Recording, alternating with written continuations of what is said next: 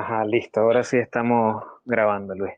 Perfecto. Primero que Muy bien. nada, súper agradecido de que hayas tenido el tiempo. Sé que ahorita tienes la agenda ocupada. Y bueno, darle la bienvenida a todos nuestros seguidores, a todos los ciudadanos suramericanos que siempre están pendientes de nuestro contenido y nos escuchan. Vamos a conversar un poco con Luis Rendueles. Él es consultor político, politólogo, un colega venezolano que se especializa en comunicación política y estrategia digital. Él es articulista en Hilos de América y en la revista de Acción Política. Es un gran colega y amigo que hemos coincidido en varias oportunidades en escenarios digitales y que bueno, por esa misma razón es que hoy decidimos entrevistarlo sobre este tema que está revolucionando como que todo el espacio de la política en general, que es el gobierno digital. Y además conversar desde esta perspectiva, si el gobierno digital es una alternativa para Sudamérica, para sus procesos de democratización, desarrollo, progreso, etcétera. Bueno, para comenzar, Luis, me gustaría preguntarte y que nos dijeras en tus propias palabras qué es el gobierno digital. Bueno, Joshua, lo primero es pues darte las gracias por este espacio que me estás dando. En sencillas palabras, el gobierno digital es la implementación y la utilización de la tecnología desde el ámbito estatal, es decir, por parte del Estado y por parte de los ciudadanos. Ahora, ¿en qué consiste esto a profundidad? En que el Estado es quien a través de la tecnología mejora la prestación de los servicios públicos, permite a los ciudadanos que completen los trámites administrativos que en América Latina y en Sudamérica es un caos por completo, y además que promueve la participación de los ciudadanos. Un dato que, por ejemplo, evidencia la necesidad de esto en América Latina es el caso de los trámites administrativos. De acuerdo al Banco Interamericano del Desarrollo, los ciudadanos tardan más de 5 horas en completar un trámite. Entonces, si estamos utilizando la tecnología en el día a día, ahora con la pandemia lo vemos más reforzado. ¿Por qué no utilizarlo entonces en el entorno estatal, en el entorno político? Y creo que esto es una alternativa para acelerar estos procesos que son demasiado engorrosos y que nos quitan mucho tiempo a todos los ciudadanos. Sí, totalmente de acuerdo. Y antes de entrar en la siguiente pregunta y ahondando quizás un poco más en esta primera sobre la definición del gobierno digital o lo que conocemos como gobierno digital, hay una pregunta clave en todo esto o algo, una reflexión clave en todo esto, es el hecho de que normalmente estos procesos de transformación política en Sudamérica están acompañados de mucho personalismo. O sea, porque son procesos como que cambios generacionales, entonces, como nuestras instituciones son tan atrasadas, vamos a decirlo en ese sentido, en muchos aspectos, cuando este tipo de cambio hay que liderarlos, casi siempre el peso cae sobre un líder en específico o sobre un, un, un político o un grupo político. Siempre o sea, caemos como que en este vicio del personalismo. ¿De acuerdo? Sí. Creo que lo importante de esto, y tú lo tocaste a lo largo de tu artículo, bastante bueno y que después de la entrevista lo estaremos compartiendo por nuestros canales para que la gente también conozca más a profundidad del tema, es que lo bueno de esta implementación del gobierno digital es que los ciudadanos se involucran más. Pero ¿cómo haríamos, y aquí entramos ya un poco con la segunda pregunta porque se conecta bastante bien, este, ¿cómo no hacer dependiente este proceso de transformación hacia el personalismo? Y creo que eso va en parte de, como veníamos comentando, la segunda pregunta de cuáles son los principales retos para construir un gobierno digital en Sudamérica. Y, en consecuencia, cuáles serían las ventajas de adoptarlo. Bueno, mira, realmente el tema del personalismo es un tema súper complicado de abordar, pero creo que cuando se trata de gobierno digital debe ser algo que parta del Estado y de los ciudadanos. Es decir, no solamente puede partir de un líder o de un partido político, debe ser un proceso que involucre a todos los ciudadanos, que involucre a todo el Estado. Y sí, sí, y ciertamente, como dices, es muy difícil porque en nuestros estados en Sudamérica el personalismo se ve súper acentuado, pero sí creo que cuando hay voluntad política las cosas se pueden hacer bien, y en América Latina hay casos muy concretos de que las cosas a nivel municipal y a nivel estatal se han hecho muy bien. Entonces creo que no es una utopía, si es posible, siempre que exista la voluntad política y el deseo de trabajar por el bien común. En cuanto a los retos, mira, en América Latina tenemos muchos retos en comparación a Asia o en comparación a países anglosajones, Estados Unidos y Europa. Creo que es súper importante, por ejemplo, la brecha digital. En América Latina sabemos que no todo el mundo tiene acceso a la tecnología, a veces ni siquiera en países tienen que comer, entonces aspirar a que estas personas tengan acceso y que puedan tener, digamos, el acceso a los trámites por medio de la tecnología lo vemos cuesta arriba. Entonces debe partir de parte del Estado y de parte de los ciudadanos, uno, que sea quien preste estos servicios y los ciudadanos que lo exijan. Por ejemplo, hay un caso muy concreto en Maracaibo que a raíz de la pandemia, por ejemplo, ha crecido muchísimo el tema del Internet satelital y la fibra óptica por parte de empresas. Obviamente el tema es que a pesar de que haya acceso a Internet, muchas personas aún siguen sin ni siquiera poder comer.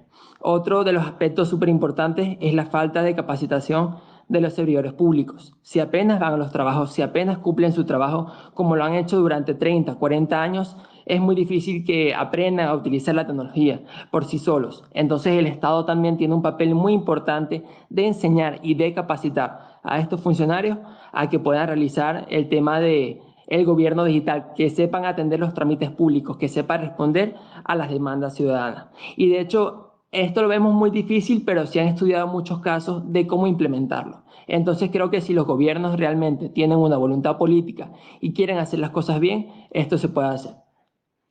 Y cuando me comentas el tema de los beneficios, mira, creo que son muchísimos. Lo primero es que fortalece la democracia porque ya vemos que existe una participación directa de la ciudadanía en los asuntos públicos. Además de que por medio de las redes sociales y de la página web y de las aplicaciones pueden interactuar directamente con el gobierno. Por ejemplo, no sé si has escuchado el tema de los laboratorios de innovación pública, que son espacios en donde el Estado abre una sesión para convocar a ONG, a partidos políticos, a gente de la sociedad civil y a ciudadanos de pie, que sean ellos quienes compartan soluciones o alternativas en el diseño de las políticas públicas. Y que no solamente sea la idea o la propuesta de la política pública, sino que lo acompañen en todo el proceso de implementación y de evaluación. Entonces creo que aquí vemos el potencial que tiene el gobierno digital de que los ciudadanos podemos involucrarnos realmente en la política. Y la política no es algo que se encuentra alejado de nosotros o que es un tema lejano. La política es nuestro día a día.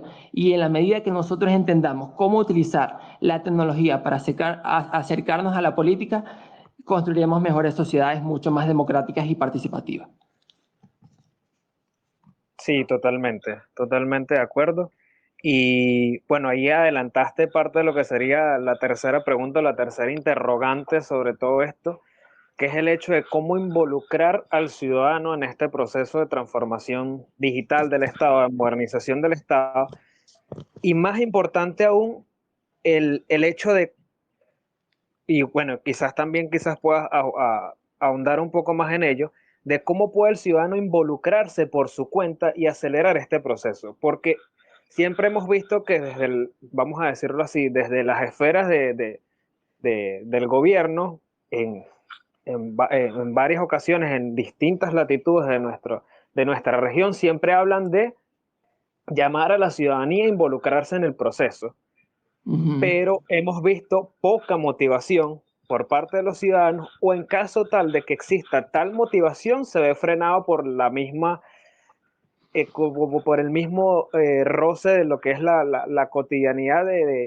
o la llamada, o sea, como un exceso de burocracia, por decirlo de esa manera. Entonces, ¿cómo puede el ciudadano, pues sería para enfocar mejor así la pregunta, involucrarse por su cuenta y acelerar este proceso de transformación digital del Estado?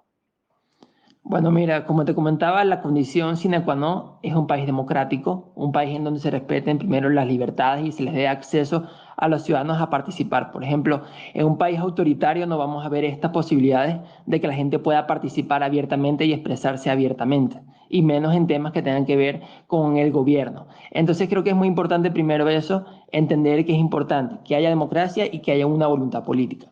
¿Cómo el ciudadano puede involucrarse? Yo creo que ahorita utilizamos el Internet para muchísimas cosas y hemos visto cómo el tema del activismo digital se ha venido creciendo. Por ejemplo, el tema de las mujeres con el Me Too o incluso cómo las campañas han involucrado a la ciudadanía en estos temas de las campañas electorales y las elecciones. Entonces creo que debe partir primero por el Estado de que abra estas oportunidades, obviamente porque tiene la responsabilidad de generar una gobernanza, es decir, la capacidad de crear oportunidades en donde la gente pueda sentirse satisfecha. Entonces, en la medida que el gobierno pueda atender estas demandas, que pueda abrirle las oportunidades a la gente se va a involucrar. Pero creo que el ciudadano tiene que exigirlo. El ciudadano no puede quedarse esperando ver cómo la tecnología sigue avanzando y nuestros estados se quedan atrás. Creo que es tiempo de hacer mucha fuerza, de hacer grupos, de realizar ONGs como están haciendo en diferentes partidos y en diferentes países de América Latina, que puedan organizarse y exijan al Estado que parte de una estrategia de implementación del gobierno digital. Creo que eso es lo primero que tenemos que hacer si queremos que lleguen estos procesos a América Latina. Y en los países no democráticos como Venezuela es importante, en primer lugar, rescatar la libertad, recuperar la democracia y luego luchar por el gobierno digital. Sí, creo que diste en el punto clave y el centro de todo este proceso de transformación digital, que es democracia. O sea, creo que que un buen funcionamiento, un correcto funcionamiento de una estrategia de transformación digital para el gobierno y el Estado es a través de, o sea, una propuesta, eh, digo así, que involucre mil y un aristas y sobre todo en especial la defensa de los valores democráticos. Y ahí entra nuestra última pregunta, que es sobre ciertas vulnerabilidades que han mostrado estos tipos de plataformas tecnológicas o este proceso de desarrollo tecnológico que es la desinformación, la desproporcionalidad en materia de, ¿sabes? Por las brechas que existen, por la dificultad de acceso en nuestros países de la región, los bots que anundan en las redes sociales, las fake news. Entonces, ¿cómo podríamos enfrentarlas a través de una eventual transformación del gobierno hacia el espacio digital? Bueno, realmente es un tema súper delicado por ahora por el tema de la privacidad de los datos. También se estarán preguntando que si en el gobierno digital también se verán vulnerados nuestros datos. Y ciertamente puede existir en países, sobre todo no democráticos, que utilicen estos datos a su favor o a sus intereses. Pero concretamente en el caso de los bots, en el caso de las fake news, creo que el gobierno digital tiene que aprender a desarrollar, así como las redes sociales, unos mecanismos de control que puedan evitar la propagación de las noticias falsas. Y en cuanto a los bots, me parece que en Estonia surgió una iniciativa muy importante, muy interesante, que fue la identidad digital. Entonces, en la medida que los ciudadanos tengan su identidad digital, que estén verificados, que cuenten con todos los datos y la información, evidentemente será más controlable el tema de los bots. Es decir, que exijan a los usuarios o a los ciudadanos que ya verifiquen su información y que tengan una identidad digital. Creo que eso es súper importante de aquí a 10 a 5 años incluso, porque el tema de las fake news y los bots va a crecer de forma increíble y hay que buscar las formas de controlarlo, sin duda. Ahora, el tema de las fake news sí lo veo un poco más delicado, es un tema que se puede escapar de las manos porque los gobiernos no pueden utilizar el pretexto del gobierno digital para controlar la información o para imponer su narrativa. Entonces tampoco es que podemos decir que el gobierno digital va a poner solamente los canales oficiales, porque la idea es que también se involucre a la gente, que participe y que exprese su opinión abiertamente sobre los temas. Entonces sí, este es uno de los retos más grandes del gobierno digital.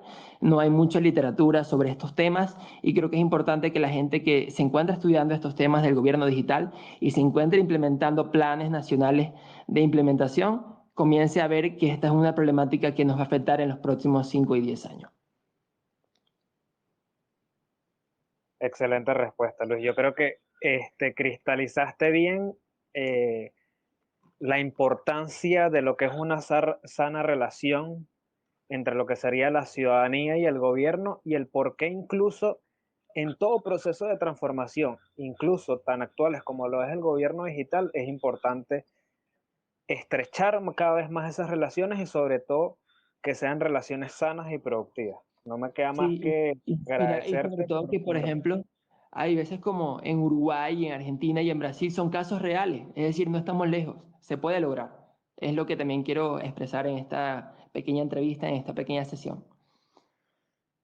Sí, total. Hemos visto grandes avances en muchas de las latitudes de la región, sin embargo, es importante seguir discutiendo estos temas. Creo que es un proceso que va a llevar varias décadas y que, bueno, es necesario que la ciudadanía se involucre y bueno, y esto es parte de lo que estamos haciendo con este tipo de entrevistas y eventos y actividades. Entonces, nada, Luis, muchísimas gracias por estar con nosotros hoy No, muchas y gracias a ti. espero pronto volver a tenerte en estos espacios y bueno, espero hayan disfrutado la entrevista. Hasta luego. Seguro, cuando quieras nos vemos. Muchas gracias.